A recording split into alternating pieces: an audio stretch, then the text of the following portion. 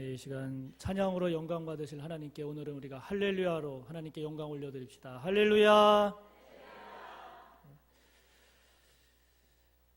자, 오늘 말씀의 제목을 함께 봅니다. 천국의 제자된 서기관. 천국의 제자된 서기관.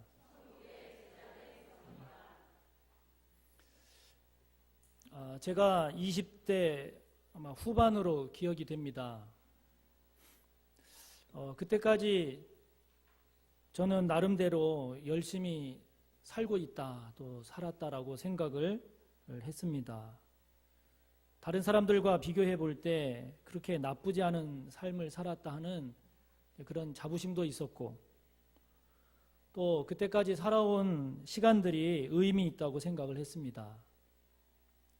지금 생각해 보면 그때 신앙생활도 꽤 열심히 했던 것으로 기억이 됩니다. 주일 성수는 물론이고 교사로 봉사도 열심히 했고, 또 목사님과 또 교회를 위해서 나름대로 충성하면서 잘하고 있다, 이렇게 생각을 하면서 신앙생활을 하고 있었던 것으로 기억이 됩니다. 그런데 어느 날 그것도 어느 부흥에 참석을 했는데, 그 부흥회 중에 갑자기 제 머리와 마음과 생각 속에 어두운 생각이 막 밀려 들어오기 시작을 했습니다. 마치 거대한 쓰나미가 저에게 덮치듯이, 집채보다도 더 큰 파도가 저를 덮쳐오는데, 저는 그 거대한 파도 속에 빠져들게 되면 흔적도 없이 사라져 버릴 것 같았습니다. 저에게 밀려 들어왔던 그 거대한 파도, 저를 삼켜버리고 흔적도 없이 사라져 버리게 할 것 같은 그 거대한 파도는 다름 아닌 죽음에 대한 생각이었습니다. 당시 저는 살기가 힘들거나 어려워서 이렇게 사느니 죽는 게 낫지, 이런 생각을 할 때가 아니었습니다. 별 문제가 없었고 오히려 그때까지 잘 살아왔다고 여겼는데, 갑자기 죽음이라는 어두운 생각이 엄습을 한 겁니다. 그것도 부흥회 중에. 지금도 생각을 해보면 그때 저에게 엄습했던 그 죽음은 굉장히 깊고, 그리고 저를 짓누르는 그런 어두움의 세력으로 다가왔습니다. 죽음이라고 하는 게 깜깜하더라고요. 그런데 그 깜깜한 그 깊이에 그 바닥이 보이지 않는, 성경에 보면 무저갱이라는 게 나오지 않습니까? 바닥이 없는 구멍. 죽음이 그렇더라고요. 깜깜한데 그 바닥이 보이지 않는 그 깊고 어두움으로 인한 공포, 두려움, 그 자체였습니다. 그 죽음 속으로 빨려 들어가면 제가 살았던 모든 삶이 순식간에 흔적도 없이 사라져 버릴 것 같았습니다. 너무 삶이 허무했습니다. 세상적으로 아무리 높이 올라가고 잘 쌓았다 할지라도 내가 저 죽음의 세계 속으로 들어가는 순간 모든 것들이 무너지고 모든 것들이 사라지고 흔적도 없이 없어질 텐데, 이런 생각이 그냥 제 머리와 마음속에 확 임하니까 삶이 너무너무 허무한 거예요. 그런 생각과 함께 마치 인생이라고 하는 것이 아주 살얼음판을, 아주 얇게 얼은 그 얼음 위를 지나가는 것과 같이 아주 너무너무 불안해서 가다가 어느 순간에 그냥 퍽 하고 밑으로 빠져버릴 것 같은 그런 불안과 두려움으로 가득 차게 됐습니다. 죽음으로 인한 이런 두려움과 불안과 허무가 저를 완전히 짓누르고 있을 때, 그런데 또 놀라운 사실은 그런 그 죽음의 세력이 안개가 걷히듯 싹 사라져버린 거예요. 마치 모든 것들이 죽었다가 죽었던 만물들이 막 소생하여 깨어나고 땅이 푹 꺼질 것 같았던 그 땅이 굳건한 모습으로 바뀌어버린 거예요. 죽음의 생각이 저에게 쓰나미같이 밀려왔던 것처럼 깜깜하고 어두움으로 가득했던 제 마음에 환한 빛이 가득하고 그로 인한 평안과 소망이 제 마음을 채웠어요. 그때의 그 평안과 기쁨이 지금 제 머릿속에 떠오르고 있지만 어떻게 표현할 수 없어요. 이게 뭐지? 라고 하는 질문과 동시에 제 마음에 확신이 되는 것은 이것이 부활이구나. 이것이 부활의 능력과 권세구나. 예수님께서 십자가에서 죽으셨다가 다시 살아나신 예수님의 그 부활의 능력과 권세가 죽음을 만나는 순간 죽음이 이렇게 한순간에 사라지는구나. 생각이 아니라 그냥 그 깨달음이 확 온 거예요. 지금도 그때 경험한, 그때 깨달은 이 부활의 권능과 이 부활의 영광을 잊지 못합니다. 모든 것을 삼켜버릴 것 같았던 그 거대하고 어두운 죽음의 세력을 비웃듯이 한순간에 사라지게 했던 그 부활의 은혜, 그 은혜를 저는 지금도 기억을 합니다.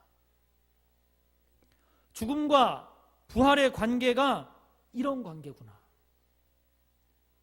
부활이 없을 때 이 죽음이 나에게 이런 강력한 세력이구나. 내게 부활의 은혜가 주어질 때 이 죽음이라고 하는 것이 이렇게 힘없이 사라지는구나. 죽음과 부활의 관계가 이런 관계구나라고 하는 것을 깨달은 이후 여러분, 저의 상황과 현실은 바뀐 게 없어요. 그전이나 그 후나 바뀐 게 없는데, 그러나 죽음과 부활의 이 관계를 깨달은 이전과 이후에 저의 신앙과 삶은 달라진 거죠. 지금도 생각하면 얼마나 감사하고 감사한지 모릅니다.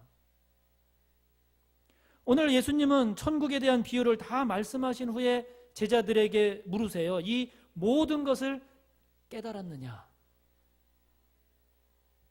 제자들이 대답합니다. 네, 그렇습니다. 사랑하는 성도 여러분, 저와 여러분의 신앙이 교회를 다니는 그런 신앙에서 깨닫는 신앙으로 나아가기를 축복합니다. 그렇구나. 그런 것이었구나. 그래, 맞아. 하나님 감사합니다. 주님 감사합니다. 이 깨닫는 신앙, 깨달아서 고백하는 신앙, 그래서 그 고백으로 살아가는 그 신앙이 되어지기를 축복하는 것입니다. 그래서 주님 천국의 비유를 말씀하신 것으로 그치지 않고 제자들에게 확인을 하십니다. 이 모든 것들을 깨달았느냐?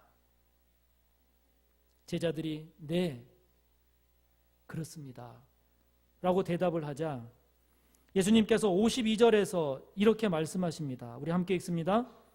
예수께서 이르시되 그러므로 천국의 제자된 서기관마다 마치 새 것과 옛 것을 그 곳간에서 내오는 집주인과 같다.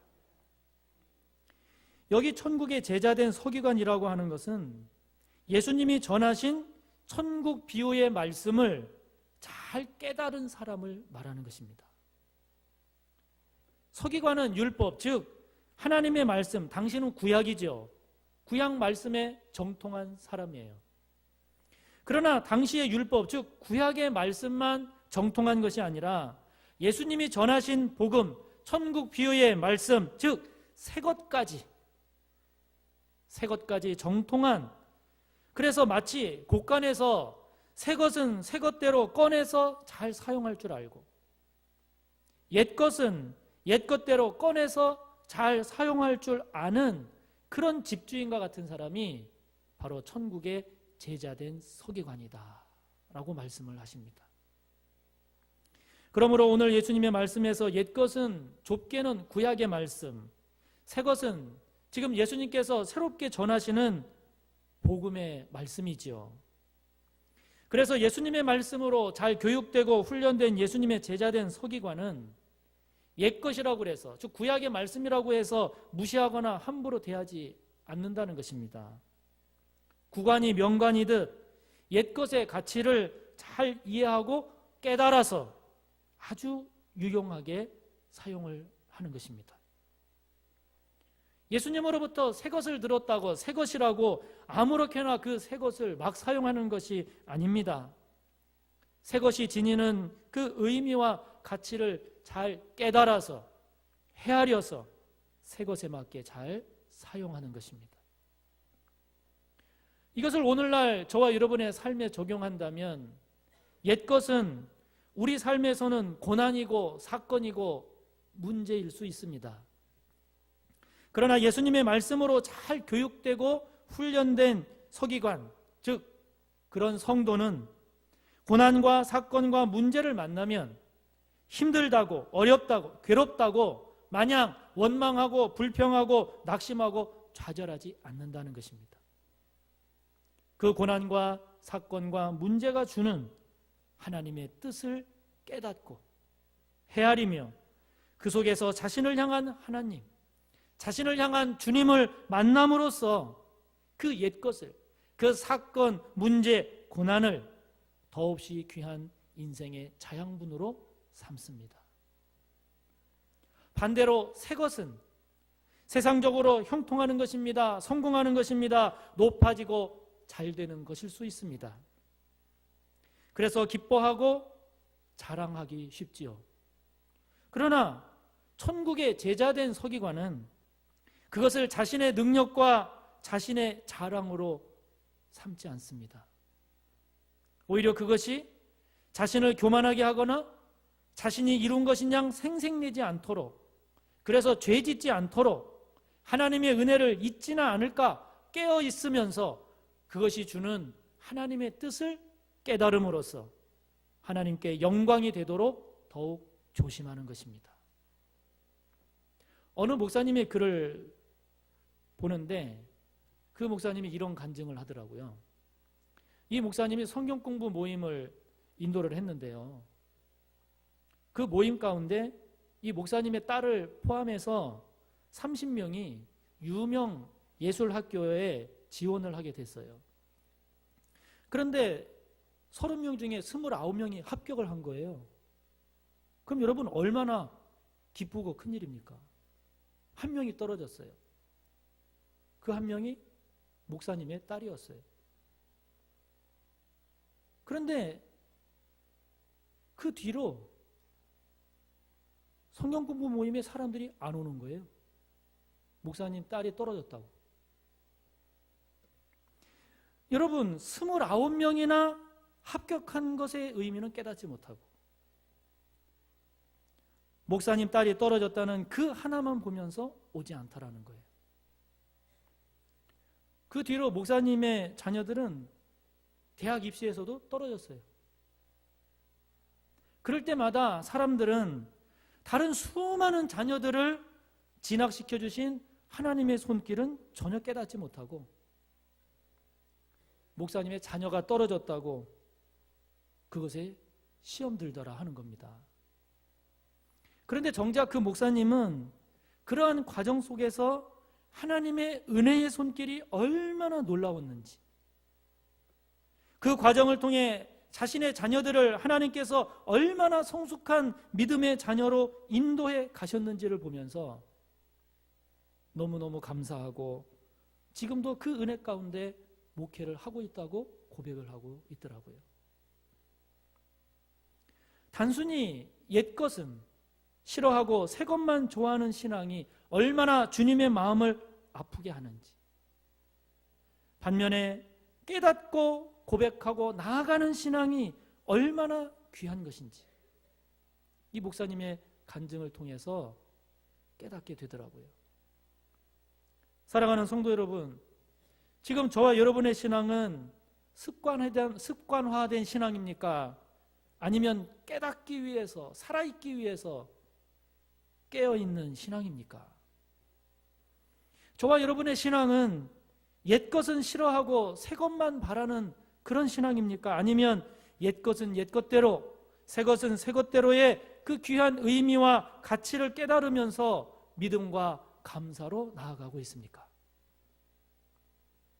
저와 여러분의 신앙이 깨닫는 신앙이 되기를 축복합니다.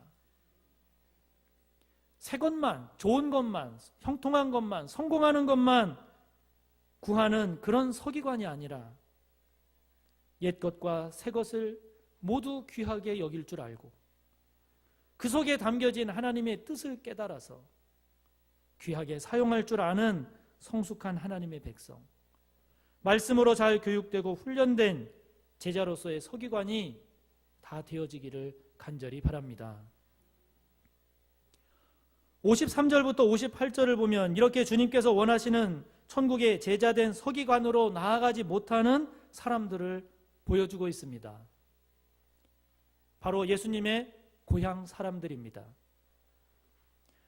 천국 비유들을 말씀하신 후 예수님께서 다른 복음서 마가복음이나 누가복음을 보면 고향인 나사렛으로 가셔서 안식일에 고향 회당에 들어가셨어요.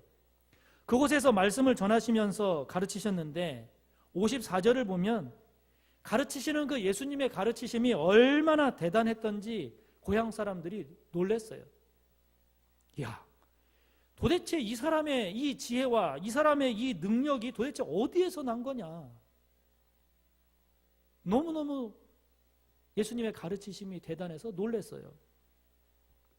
예수님의 가르치심을 들어보니까 이것은 사람의 지혜나 사람의 능력으로는 도저히 믿겨지지 않는 아주 은혜롭고 능력 있는 그런 가르치심이었던 겁니다. 그러면 여러분 상식적으로는 예수님의 그런 가르치심에 대해서 놀랬으면 그 예수님을 하나님이다라고까지는 못 간다 할지라도 그런 예수님의 은혜롭고 능력 있는 대단한 그런 말씀을 들었으면 야, 저분은 참 하나님께서 귀하게 쓰시는 하나님의 사람, 하나님의 종이구나. 여러분 이렇게 받아들이는 것이 바람직한 거 아닙니까? 그런데 이 고향 사람들은 말씀을 보면 예수님을 배척하는 쪽으로 반응을 하고 말았어요. 55절과 56절 우리 함께 읽어봅니다. 이는 그 목수의 아들이 아니냐? 그 어머니는 마리아, 그 형제들은 야고보, 요셉, 시몬, 유다라 하지 않느냐? 그 누이들은 다 우리와 함께 있지 아니하냐? 그런즉 이 사람의 이 모든 것이 어디서 났느냐 하고 그 이어지는 57절을 보면 어떻게 시작합니까? 예수를 배척한지라. 예수님의 가르침에 놀랬습니다, 이 사람들이. 그런데 문제는 놀래서 감동받아서 예수님을 받아들인 것이 아니라 놀래서 오히려 예수님을 배척을 해버렸습니다. 하나님의 영적인 진리를 깨달아서 내가 살아나고 더 나은 복된 믿음의 길로 갈 수 있는 이 절호의 찬스를 이 고향 사람들은 놓쳐버렸어요. 예수님 안에 있는 영적인 진리, 예수님 안에 있는 하나님의 말씀, 하나님의 은혜, 하나님의 복음, 정작 보고 깨닫고 취해야 될 것은 놓쳐버리고 목수의 아들이니 마리아의 아들이니 누구네 집 사람이라며 뭐하는 사람이라며 아주 육신적인 생각, 극히 인간적인 선입견, 편견, 고정관념에 사로잡혀버린 거예요. 이들은 예수님에 대해서 안다고 하지만 정작 알아야 할 것을 모르고 만 것이죠. 결국 더 나은 믿음의 길, 은혜의 길로 나아갈 수 있는 기회를 놓쳐버렸습니다. 58절의 말씀처럼 이들이 만약에 믿음으로 예수님에게 반응했더라면 예수님의 능력을 더 많이 경험할 수 있었을 텐데 믿지 않음으로 예수님의 능력 행하심을 막아버리는 불행을 초래하고 말았습니다. 한 걸음 더 나아가 오히려 예수님을 배척하는 그런 모습으로까지 되어버렸습니다. 전에 제 친구들 모이는 모임에 간 적이 있습니다. 고등학교 동창들 모임에 갔는데 그 모임에서 싸움이 날 뻔했어요. 그 모임 가운데 두 친구가 서로가 아주 잘 아는 사이예요. 초등학교 때부터 같이 다녔으니까. 초등학교 때 과외도 같이 하고 중학교도 같이 다니고 고등학교도 같이 다니고. 그러니 얼마나 서로에 대해서 잘 알겠어요. 친하다 보니까 함께 어울려 다니는 시간도 많았는데 누구보다도 두 사람 사이는 잘 아는 사이인 거죠. 그런데 이제 그 모임에서 이런저런 얘기를 하다가 이게 논쟁이 붙었어요. 뭐 내 말이 옳으니 네 말이 옳으니 이제 뭐 논쟁이 붙었어요. 논쟁이 붙었는데 그런데 그 논쟁이 점점점 커져서 서로 감정이 상하는 이제 그런 상황까지 돼버렸어요. 그런데 그 두 친구 중에 한 친구가 그 친구가 잘 안다는 그 친구를 향해서 야야야, 내가 너 잘 알잖아. 내가 너 잘 알아. 너 그렇게 하는 거 아니야. 네가 잘못됐어. 이래버렸어요. 그랬더니 그 한 친구가 그래 그럼 내가 잘못했구나. 이렇게 반응한 게 아니고 그 친구가 어떻게 반응을 했겠어요? 네가 나를 안다면 얼마나 알아? 이래버린 거예요. 네가 나를 그렇게 잘 알아? 이래버린 거예요. 즉 자신을 잘 안다고 하는 그 친구가 정작 자기의 뜻을 알아줘야 될 때 그것을 못 알아주고 아는 척을 해버리니까 오히려 더 상처가 돼버린 거예요. 더 화가 난 거죠. 여러분 우리도 그렇잖아요. 우리도 친할수록 나는 저 사람 잘 알아. 저 사람 부모님도 잘 알고 저 사람 자녀도 잘 알고. 또 우리 오래 잘하시는 성도들끼리 잘하시는 말씀 가운데 저 집은 젓가락이 몇 개고 숟가락이 몇 개고 젓가락도 네모난 젓가락이 몇 개고 동그란 젓가락이 몇 개. 그렇게까지 잘한 그런 경우 우리가 종종 있잖아요. 맞습니다. 그러나 그렇게 우리가 잘 안다고 하는 그 알미 자칫 저와 여러분의 선입견이 되고 고정관념이 되고 편견이 되어서 그 사람을 더 깊이 제대로 알지 못하게 하는 장애물이 될 수도 있음을 우리가 알아야 되는 거죠. 여러분 모태신앙의 위험도 그런 거 아닙니까? 모태신앙인은 웬만한 것은 다 알아요. 들어서 알고 배워서 알고 대충 다 해봤기 때문에 못 알아듣는 것도 없고 못하는 것도 없어요. 그래서 할 수 있는 것도 없어요. 그래서 모태신앙 아닙니까? 다 못한다고 그래가지고 웬만한 것은 들어서 알고 배워서 알고 해서 아는 것 같지만 그렇기 때문에 정말 알아야 하고 정말 배워야 하고 정말 깨달아야 하고 정말 할 수 있는 것을 할 수 있어야 되는데 그 알고 있고 배웠다고 하는 것 때문에 그 자리로 나아가지 못하는 한계가 종종 있는 것 아닙니까? 나는 저 사람 잘 알아 하는 그 판단이 저와 여러분의 선입견이 되고 고정관념이 되어서 그 사람을 제대로 보는데 장애물이 됐던 적 없습니까?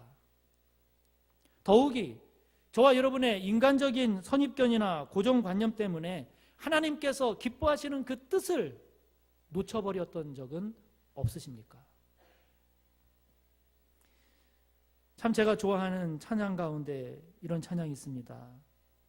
예수 더 알기 원하네 크고도 넓은 은혜와 대속해 주신 사랑을 간절히 알기 원하네 내 평생의 소원 내 평생의 소원 대속해 주신 사랑을 간절히 알기 원하네.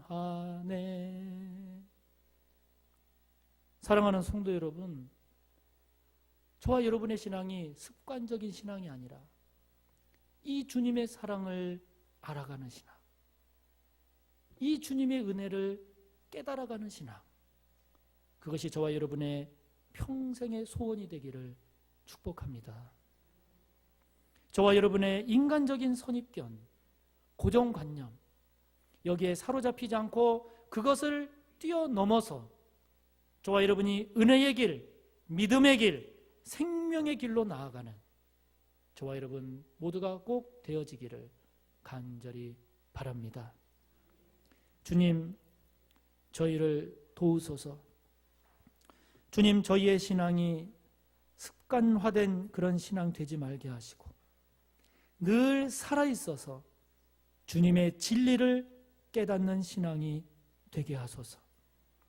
깨달아진 그 신앙이 고백되게 하시고 고백되어진 그 믿음으로 살아가게 하셔서 인간적인 선입견을 뛰어넘고 고정관념을 뛰어넘어 은혜의 길, 믿음의 길, 생명의 길로 가게 하옵소서.